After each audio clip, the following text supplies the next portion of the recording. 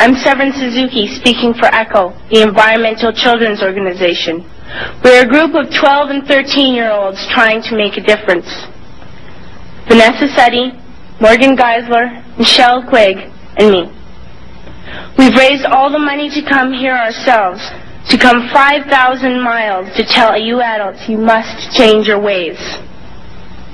Coming up here today, I have no hidden agenda. I am fighting for my future. Losing my future is not like losing an election or a few points on the stock market. I am here to speak for all generations to come. I am here to speak on behalf of the starving children around the world whose cries go unheard. I am here to speak for the countless animals dying across this planet because they have nowhere left to go. I am afraid to go out in the sun now because of the holes in our ozone. I am afraid to breathe the air because I don't know what chemicals are in it.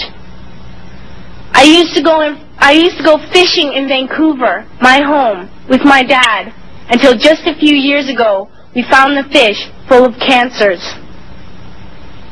And now we hear of animals and plants going extinct every day, vanishing forever. In my life, I have dreamt of seeing the great herds of wild animals, jungles and rainforests full of birds and butterflies. But now I wonder if they will even exist for my children to see. Did you have to worry of these things when you were my age? All this is happening before our eyes, and yet we act as if we have all the time we want and all the solutions. I'm only a child, and I don't have all the solutions. But I want you to realize, neither do you. You don't know how to fix the holes in our ozone layer. You don't know how to bring the salmon back up in a dead stream. You don't know how to bring back an animal now extinct. And you can't bring back the forest that once grew where there is now a desert. If you don't know how to fix it, please stop breaking it. Here, you may be delegates of your government, business people, organizers, reporters, or politicians, but really, your mothers and fathers, sisters and brothers, aunts and uncles, and all of you are someone's child. I'm only a child, yet I know we are all part of a family, 5 billion strong. In fact, 30 million species strong. And borders and governments will never change that. I'm only a child, yet I know we are all in this together and should act as one single world towards one single goal. In my anger, I am not blind, and in my fear, I am not afraid of telling the world how I feel. In my country, we make so much waste. We buy and throw away, buy and throw away, buy and throw away, and yet northern countries will not share with the needy. Even when we have more than enough, we are afraid to share. We are afraid to let go of some of our wealth. In Canada, we live the privileged life, with plenty of food, water, and shelter. We have watches, bicycles, computers, and television sets. The list could go on for 2 days. 2 days ago, here in Brazil, we were shocked when we spent time with some children living on the streets. This is what one child told us. I wish I was rich. And if I were, I would give all the street children food, clothes, medicines, shelter, and love and affection. If a child on the streets who has nothing is willing to share, why are we who have everything still so greedy?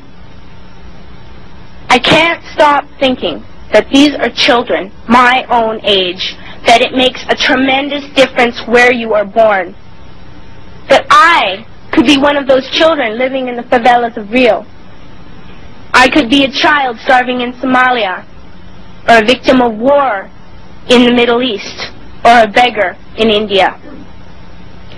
I am only a child, yet I know if all the money spent on war was spent on finding environmental answers, ending poverty, and finding treaties, what a wonderful place this earth would be.